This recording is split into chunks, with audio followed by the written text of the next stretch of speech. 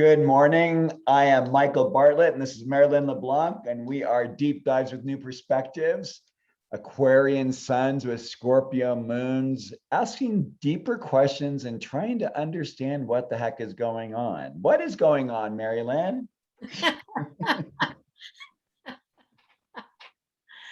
Well, Michael, you brought up something the other day for us to discuss, and that has to do with inconjuncts. There's two types, one that's a 30-degree angle, and the other is a 150-degree angle that we sometimes call a quincunx. And so I started kind of looking at them in a different sort of way.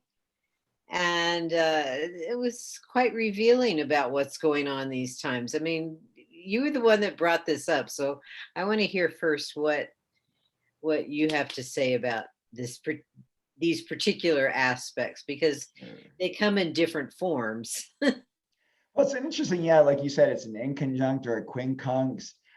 It's one half of what creates what is known as the finger, excuse me, the finger of God, or the yod. You know, it's this interesting sign, these two signs that don't get together. They have no relationship by element, and they have no relationship by their oh my god, I just lost the idea. They're not mutable, they don't share their mutability, cardinality, or their fixity. So yeah, it requires an adjustment. And it's funny because there's only two signs that I actually think work well with an inconjunct. You want to know what I think they are? Scorpio and Gemini. So a real easy way to think about it is if you think of an opposition, which is basically a full moon. So if you look at one sign, say Aquarius, and we look across the way at Leo, an inconjunct to Aquarius is going to be on either side of that Leo. So it's this thing where you see it, but you can't quite see it. I've heard it described as being sitting on a fence. You know, there's this potentiality about it, right? Because one side of it, it's waning, one side of it, it's waxing. So on the waxing side, where it's building up to get to the full moon phase, it has this, kind of a little bit more of a powerful thing, but then there's still an effect that it has when it's on the waning side. Another way that I've heard all the time is it's like something that requires adjustment. And the reason why I like a Scorpio and Gemini together is because Scorpio is so deep and intense and affected by everything, and everything is more than it needs to be. And I'm Scorpio moon, I own it completely.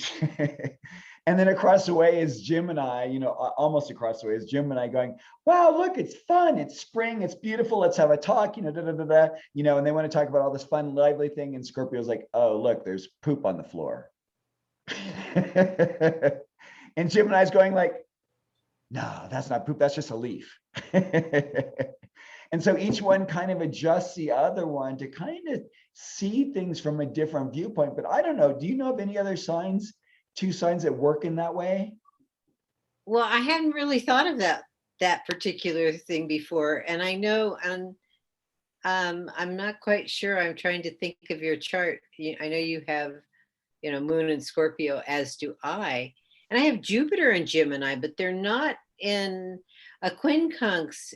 Would be 150 degrees, and I know that you just do whole, what do you call it, whole sign? Yeah, but that doesn't, when it comes to that, I mean, another thing, like what you're saying really is that the orb for an inconjunct is really tight. I mean, you really don't want to allow any more than a degree or two, but they are inconjunct signs, right?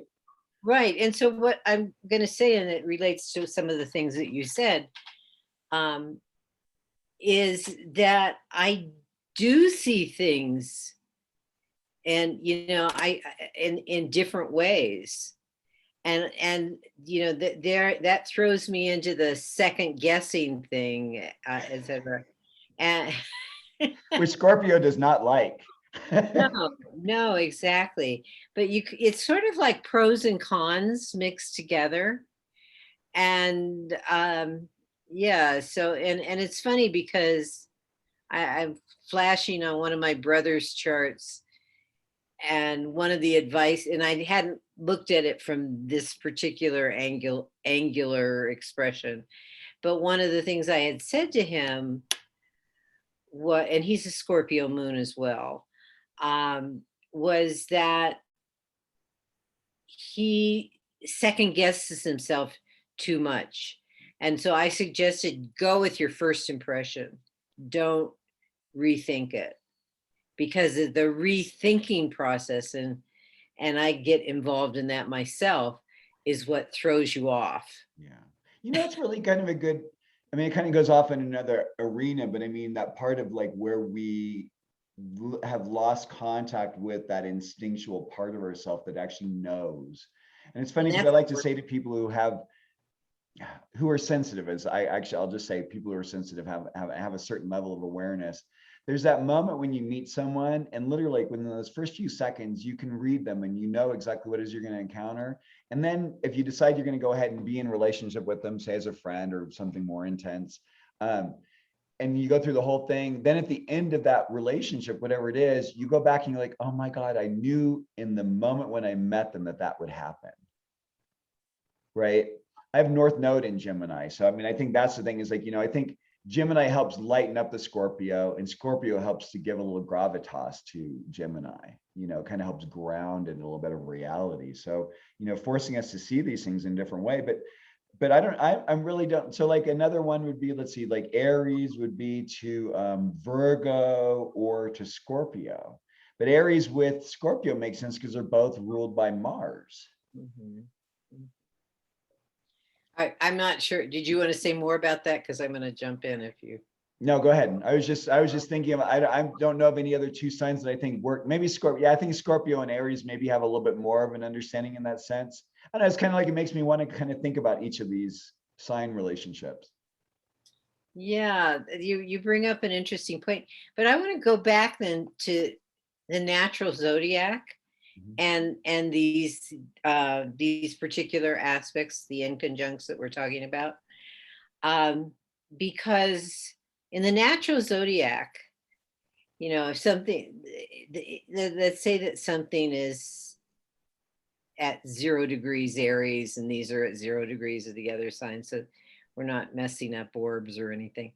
But the inconjunct, there's two planets in relationship to each other, and the inconjunct would happen when one of the planets, the other planets that's still in Aries, one of the planets goes into Taurus, and that's 30 degrees. That's an inconjunct, and it's a waxing inconjunct, and so there's something about the waxing inconjunct in general that has a Taurian flavor to it.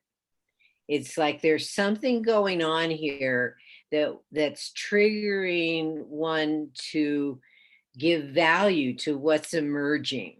That's a Taurian thing. This, or it just may be, this is so attractive, this is so beautiful. What can I do with this? Or I want to do so. It goes to your first impression thing that you were just saying about hitting something. So there's something that's drawing your attention to it. Now, as that, let's say that whatever planet is there in Aries is a slow moving planet, and or it could be like the moon in Taurus. And as the moon, because the moon would do this very quickly, as it reaches in the natural zodiac, what we call Virgo, it's the waxing quincunx. Now, Virgo is an earth sign, as is Taurus. So there's something about, and Virgo tells us there's work to do. Something's coming into shape. We're sort of seeing what's emerging, but we know it's not finished yet. So we got to do more work on it. And so there's something about both of these in the waxing part of their nature that has this earthly quality in this, not that it could be something immaterial like an idea, that's just emerging in your head, See, but so yet there's a kind of solidity to its that comes with its attraction that you get anchored in. 30 degrees is a semi-sextile, isn't it? A semi-sextile is the same as a waxing or even way. That those are two different words for the same thing. Yeah, you're right. Because the 30 degrees is that inconjunct, which is also called a semi-sextile. And even taking it with what I was saying about the beginning there, is that by the time we reach a sextile, which would be naturally Gemini from Taurus, there's there we see all kinds of possibilities with what is emerging. And so there, but there's this quality with it semi, that it's still like Taurian. It's sort of like when you think about the symbols, it's sort of like this. Right now we have had so much rain here in Santa Fe that the wildflowers, or if you're going out on a trail, out in the wilderness area instead of here in town, the wildflowers are emerging in such varieties that I haven't seen for a few years because we haven't had as much rain. But beautiful, exotic little wildflowers are just emerging all over the place in the woods. And the frog choruses, which I don't know why, for some reason, I really associate frogs kind of like with Taurus, like, I don't know, there's tadpole, there's just something really earthy and amphibiousness about it. But also, like, when you talk about that, it's like, yeah, it's that security thing, right? Because I think the inconjunct is that part is like, do I wanna there's this like, I want to, but it's like, like when you're a kid, and you want to go out and play, but you don't know whether those kids are going to be safe, so you hang near your mom's skirt. That's kind of like the little image I get with that, right? It's like, oh, it looks like it's fun, but I don't know. Yeah, or it's so delicate. I want to touch it. I want to pick it, but it's so delicate. Will it wilt? Will it fall apart? There's that quality to the waxing inconjunct. And it won't break until you get to Scorpio, so it's okay. But I wanted to make this point because Yes. if we go to the waning ones, Right. The first, and we did go around the zodiac, the waning quincunx, which is if you add 60 degrees to 150, it's 210 degrees around the zodiac. It's the beginning of Scorpio. And that's a water sign. And if you go all the way to the waning inconjunct or semi-sextile, if you want to look at it that way, that's the beginning of Pisces in relationship to Aries. And so they're both, those waning ones, those waning inconjuncts are water. The waxing ones are earth.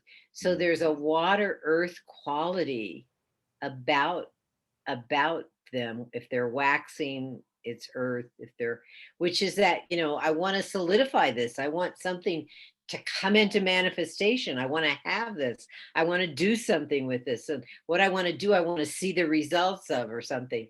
Whereas the waning are the feelings. And so when we're at Scorpio, we get all these insights about it and you go, oh my God, this isn't what I thought it would be. Oh boy.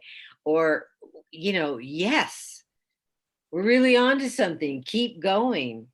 And that I'm thinking of the waning inconjunct too with Pisces. It's the marketplace. It's everything. And it's like, this fits in. It makes things, like wonderful. And so I'm going to jump from that to what we've been having since April. It's gone in and out. Is a waning inconjunct with Jupiter and Neptune.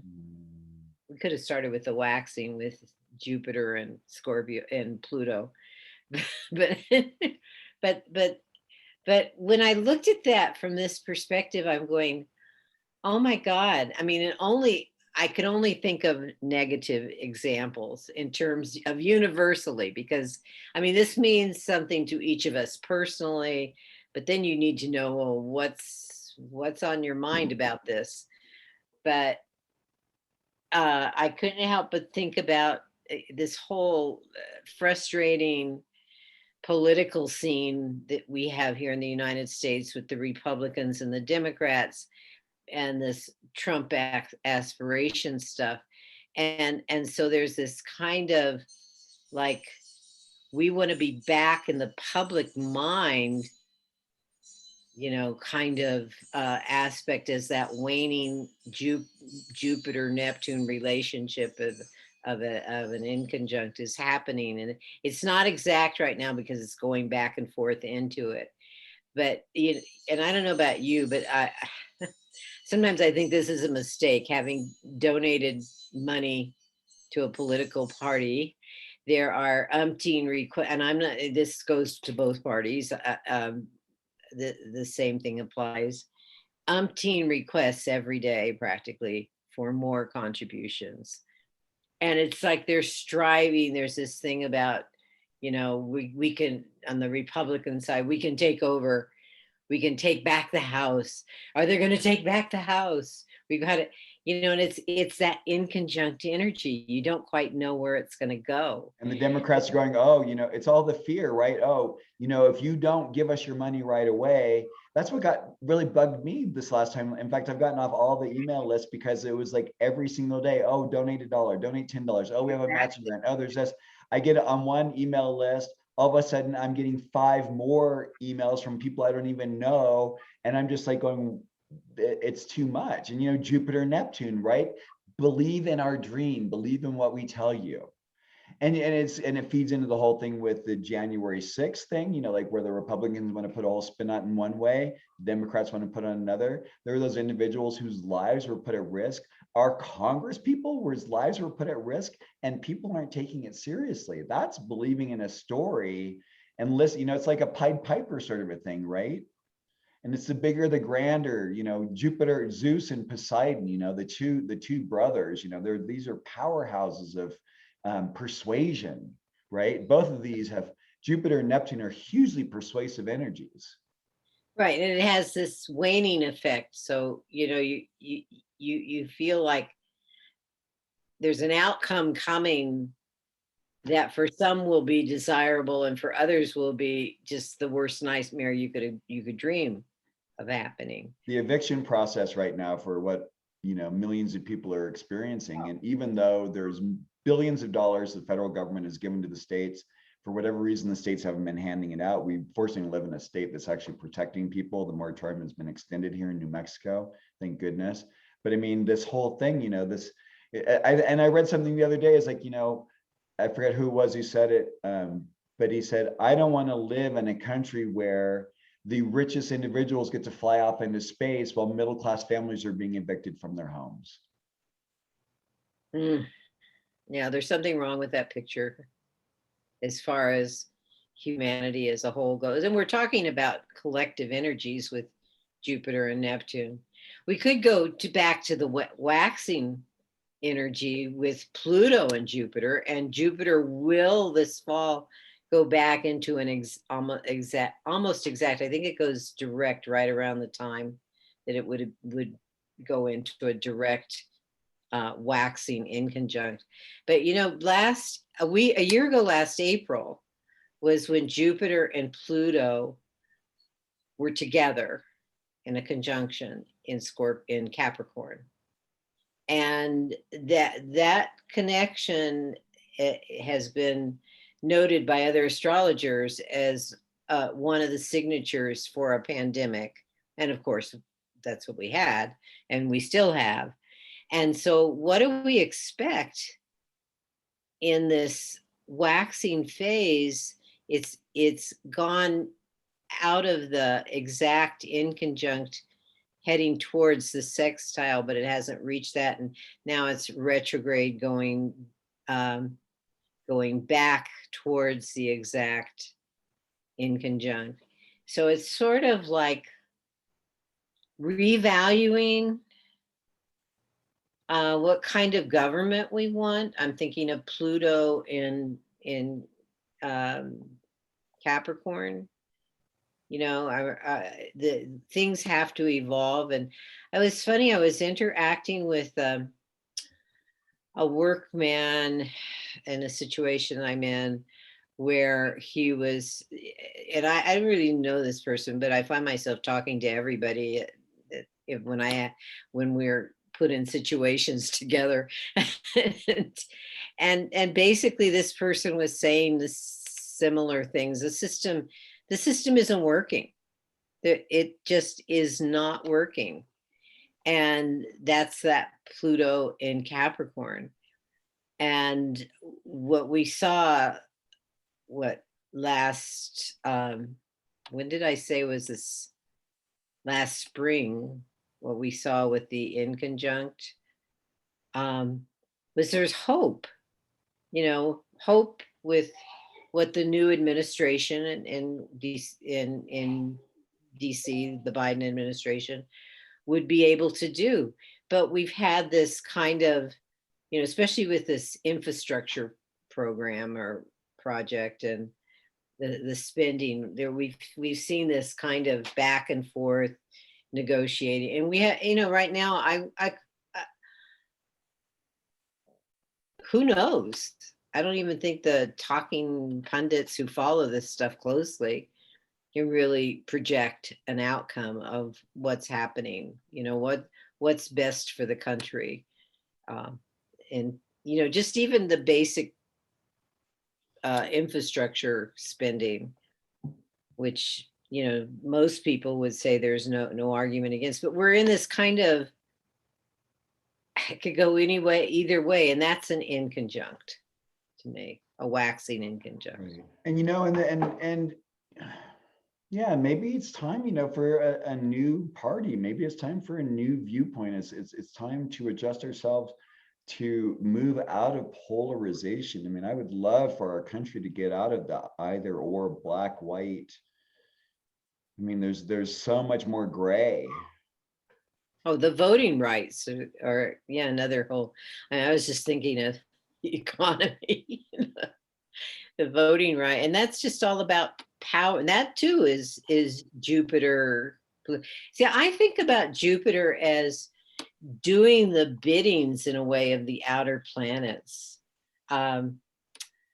We hear a lot of talking about how Jupiter brings benefits and is concerned about all. And I have always questioned that. Not that I disagree with it, but I've questioned it. And, some astrologers have said, but that Jupiter preserves. And when in the mythology about Jupiter, we often hear about, well, we've got to do it this way because that's the law. There's universal principles to follow. That even Zeus had to abide by. Right. But he didn't, he played his tricks. I mean, he demonstrated part of our human nature, that there's a part of us that will do things the way we want to do them. And Our hubris, right? It's an element of, well, I mean, it's an interesting combination, actually. It's hubristic in one sense, but in some ways it's also, I get goosebumps as I say it, it's also what makes us really incredible beings, is that in that leaning towards something larger, something bigger than ourselves, right? And I think of Jupiter, I think of Pluto and Capricorn and Jupiter and Aquarius as being, corporations, our corporations ruling us, corporations ruling the masses. Now they're starting to, I just read something that they realized that Amazon was sending out things to go against the union building. Because union, this would be a thing of, to me, this is Capricorn Aquarius, right? You are going to do the bidding that we want. That's Pluto and Capricorn, right? You will do as we say. And Aquarius is going like, that doesn't sound really quite right to me. Yeah, right. Like, where do my rights come in this? Do I have any rights? I should, but it seems like they're disappearing. Yes. And actually kind of what I think of too with that is the creepy, scary ways in which Google, Facebook, Amazon, all these things are not, there are certain people who are actually working there, and there are many people who work for these companies, but the actual people being available to actually use for, like, as far as customer service and everything, it doesn't exist. It's all these algorithms. It's all these, like if this then statements that are great in arithmetic, science, and theory, but not when it comes to human beings. Because just like you say, we're going to push, just like Zeus, wherever our Jupiter is in our chart is like that part where we're going to push to get a little bit more. Well, even the advertisers recognize that. I mean, you see, I forget the companies because I only half watch if I'm watching TV, but you see these robots and the preference is to have a live person. So this company gives you a live representative as versus a robot one. And I had not made the connection because I know I have just been furious about trying to get help, customer service and with some of these places is almost unheard. I have to spend, and I'm just talking in the generic eye, I have to spend a half hour to an hour on a phone waiting for you to respond to the kind of problem I have when I could get the answer in less than a minute or 5 minutes. It's a benefit to the company, to the corporation, but not at all to the individual. We are being made cogs in their robotic structure. That just infuriates me. The truth is we're all Soylent Green, right? In one version or another. How's that for a Scorpio moon statement? I mean, the truth is we are all energy force. I mean, like whether you look in the matrix where, we're actually plugged into this idea, something else is going on and we're generating energy for robots or whatever. I mean, we are fodder for that which comes afterwards. I mean, it's just part of the cycle. All these filmmakers over the last few decades have given us imagery. I'm thinking the Borg, the Soylent Green becoming whatever. Resistance is futile. Exactly. An Oh gosh. Oh my goodness. So how can people find you, Merrylin? Or do you have anything more to say? I'm sorry. I think I've said what I wanted to say. I mean, it triggered everything.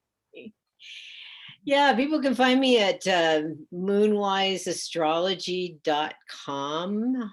All the information is there. And of course, I do a radio show on ksfr.org. So you can find a lot of information about what I do and listen to podcasts of what I do either at ksfr.org or via moonwiseastrology.com. Beautiful. I can be reached at coremichael.com. I'm really excited because my newly revised Astrological Mavericks book should be out in the next week or so. So please visit my website for updates on that. 1,032 pages of astrological wisdom and amazingness. Did you revise the whole book or just add on the outer planets? Revised the whole front part of the book and then added Chiron, Uranus, Neptune, and Pluto. All so right. That's what basically doubled the size of the book. That's available now. It's just getting finished with the publisher, and so very shortly I should be having the release, and I'm very excited, and I'm gonna get it out there. And congratulations. Thank you. Yeah, well, wonderful. Everyone have a wonderful day. If you try and be safe, be loving, caring out there. It's some intense energies, but if we can communicate from our heart in a way that's genuine and true, maybe other people can hear us. All right. Bye for now. Bye.